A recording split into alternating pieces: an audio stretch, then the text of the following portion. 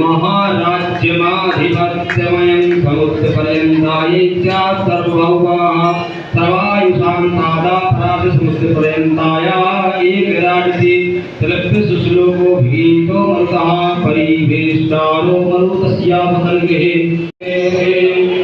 ओम हरि ओम जगनेन जगमयजन्तदेवास्ताय धर्माणि प्रथमान्यासन्न हेहनाकं महिमानः सजन्दत्र पूर्वे साध्याः सन्ति देवाः ॐ राजाधिराजाय प्रसह्यसाहिने नमो वयं वै श्रवणाय कुर्महे क्षमे कामान् कामकामाय मह्यं कामेश्वरो वै श्रवणो ददाति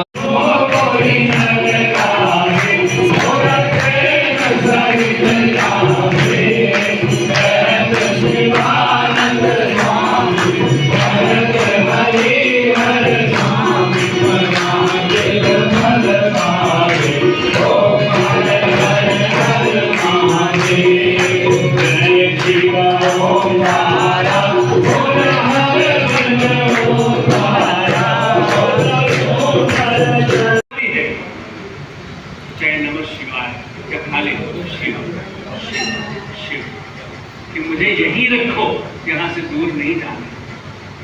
यहाँ से दूर गए अगर हम तो फंस जाएंगे। बार बार जब आप नित्यो हम बोलते हैं तो नित्यो मतलब यही है कि अभी मैं कहाँ हूँ।